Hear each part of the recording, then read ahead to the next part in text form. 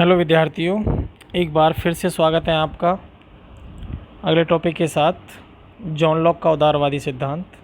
इससे पहली वीडियो में हमने आपको जॉन लॉक के प्राकृतिक अधिकारों के बारे में बताया था। अब उससे आगे का जो टॉपिक है वो है जॉन लॉक का उदारवादी सिद्धांत।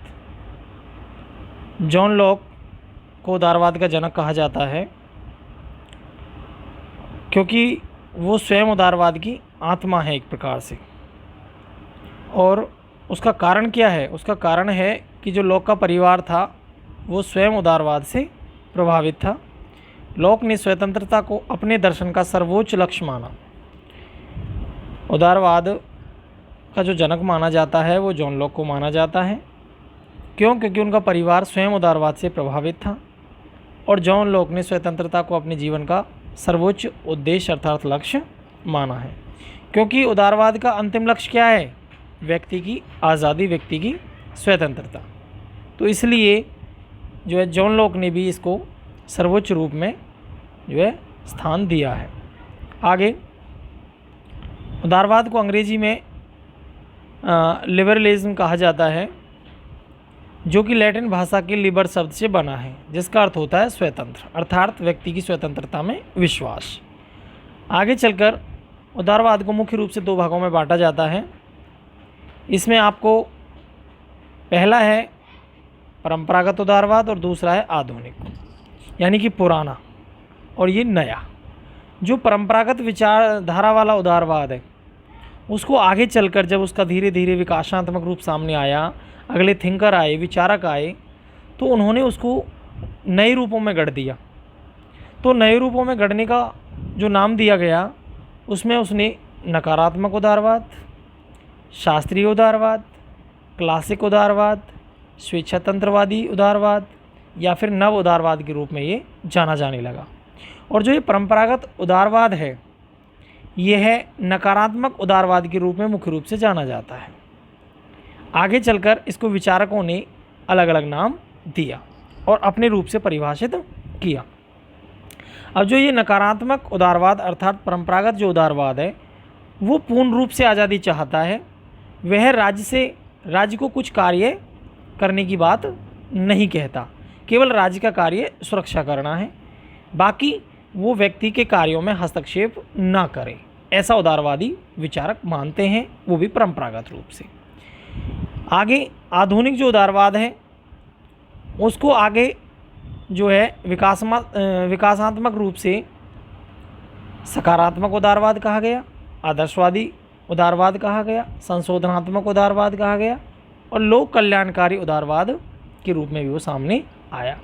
तो जो सकारात्मक उदारवादी हैं एक प्रकार से उनको आधुनिक उदारवाद का दर्शक माना जाता है, दार्शनिक माना जाता है। अब आधुनिक उदारवाद क्या कहता है कि राज्य व्यक्ति के कार्य में हस्तक्षेप करे और राज्य को स्वयं कार्य करने चाहिए, जिससे कि राज्य जो है वह अपने नेतृत्व में कार्य करते हुए व्यक्ति की स्वतंत्रता को जो है सही रख सके, अर्थात एक व्यक्ति दूसरे की स्वतंत्रता को ना दबाए और जन कल्याण के कार्य यह राज्य करे। ऐसा कौन कहता है? आधुनिक उदारवादी, सकारात्मक उदारवादी, आदर्श उदारवादी, ये जो कहते हैं। ठीक है जी।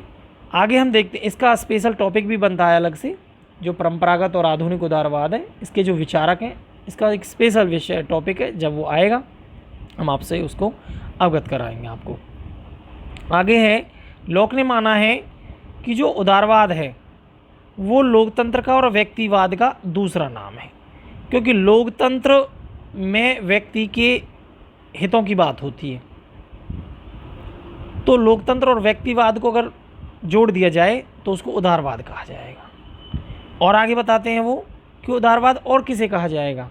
केवल लोकतंत्र और व्यक्तिवाद को जोड़ने से नहीं, लोकतंत्र, व्यक्तिवाद और प्रगतिवाद, यानी कि जो आगे तरक्की की रहा है, अगर इन तीनों को जोड़ दिया जाए, इन तीनों का मिश्रण कर दिया जाए तो भी उदारवाद कहलाएगा। चलिए आगे। अब जो उदारवादी विचारक हैं उन्होंने उदारवाद के कुछ आधार अर्थात विशेषताएं बताई हैं। उसमें मुख्य रूप से उन्होंने कहा है कि जो उदारवादी होते हैं वो विवेक और बुद्धि में आस्था रखते हैं, क्योंकि विवेक और बुद्धि का मतलब हो जाता है व्यक्ति की आज़ादी में विश्वास रखते हैं। और व्यक्ति जब आज़ाद रहेगा, स्वतंत्र रहेगा, तो वो विवेकपूर्ण निर्णय लेगा। गुलाम रहेगा, दबके रहेगा, तो वो डिसीजन नहीं ले सकता, तो उसमें मेकिंग डिसीजन की पावर विकसित नहीं होगी। तो निर्णय लेने की क्षमता किस में आएगी? जो स्वतंत्र होगा, उदारवादी होगा, उसमें आएगी, क्योंकि उसी के अंदर विवेक और बुद्धि होगा। दूसरा, वो व्यक्ति को मानते हैं साध्य और राज को मानते हैं साधन, कि व्यक्ति जो है वो साध्य है अर्थात जिसका विकास होना चाहिए, और राज्य जो है वो साधन है जिसके माध्यम से विकास होना चाहिए। तो राज्य एक माध्यम है, साधन है, तत्व है जिससे कि व्यक्ति का विकास किया जा सकता है। उदारवादियों ने राज्य को एक कृत्रिम संस्था माना है, कि राज्य जो है वो एक कृत्रिम संस्था है अर्थात बनाई गई संस्था है। प्राकृतिक नियमों में भी उन्होंने जो है विश्वास किया है, और साथ ही साथ प्राकृतिक अधिकारों में भी वो पूर्ण रूप से विश्वास करते हैं जो प्रकृति ने दिए हैं। जैसे कि जॉन लॉक ने स्वतंत्रता, संपत्ति और जो है स्वतंत्रता, संपत्ति और जीवन का जो अधिकार की बात कही थी। अब चलते हैं आगे कि सरकार की सीमित कार्यों में विश्वास। बिल्कुल, ये जो पॉइंट है ये उदारवादियों का सकारात्मक उदारवादियों का पॉइंट है, क्योंकि वो सीमित कार्यों सकारात्मक का नहीं, नकारात्मक का उन्होंने माना है कि सरकार को सीमित कार्य करने चाहिए। ठीक है, जबकि सकारात्मक उदारवादी कहते हैं कि कार्य करने चाहिए, ज़्यादा से ज़्यादा कार्य करने चाहिए, जबकि नकारात्मक कहते हैं सीमित कार्य यानी कि लिमिटेड कार्य करने चाहिए। तो ये पॉइंट जो है नकारात्मक उदारवादियों का, परंपरागत उदारवादियों का है। आगे विशेषता है इसकी, शक्तियों का क्या कर देना चाहिए? विभाजन, शक्तियों को बांट देना चाहिए। ऐसा कौन कहता है? उदारवादी विचारक। और उनका अगला पॉइंट है रूढ़िवादी विचार प्रथाओं में विश्वास नहीं रखते। उनका मानना है कि जो पुरानी विचारधाराएं, रूढ़िवादी विचारधाराएं हैं, जिन पर पहले समाज टिके हुए थे, जिनको बदलाव की ज़रूरत नहीं है, जिनको प्रथाओं में ही अभी विश्वास है, हम उनमें विश्वास नहीं रखते। तो इन्होंने रूढ़िवादी विचारधाराओं में और पुरानी प्रथाओं में विश्वास नहीं रखा। अगला, धर्मनिरपेक्ष राज्य की स्थापना के क्या है? समर्थक, कि जो राज्य है उसको कैसा रहना चाहिए? धर्मनिरपेक्ष, यानी कि उसको सभी धर्मों को समान मानना चाहिए। और लास्ट विशेषता है इनकी आधार है उदारवादियों का, वो है प्रजातंत्र का समर्थन, क्योंकि प्रजातंत्र का ही दूसरा नाम लोकतंत्र है, और लोकतंत्र के अंदर ही लोगों को स्वतंत्रता अर्थात आज़ादी प्राप्त हो सकती है।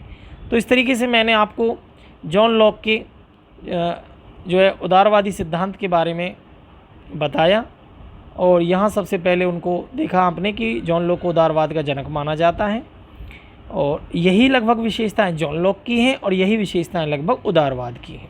तो उनको मुख्य रूप से दो भागों में बांटा, परंपरागत और आधुनिक। उसके बाद लॉक की ने कुछ बात यहाँ कही कि उदारवाद लोकतंत्र और व्यक्तिवाद का दूसरा नाम है, और उसमें प्रगतिवाद को भी मिला दिया जाए तो कोई अतिशयोक्ति नहीं है। ये उन्होंने उसकी विशेषताएँ बताई हैं। तो प्यारे विद्यार्थियों, आज का जो टॉपिक है आपका ये है। इसी के साथ जॉन लॉक के सभी विषय कंप्लीट हो जाते हैं। अगले विचारक के साथ अगली वीडियो में आपके साथ फिर मिलेंगे। तब तक के लिए आप जो है चैनल से जुड़े रहें, इसका लाभ लें, अपने साथियों के साथ इसको साझा करें। धन्यवाद।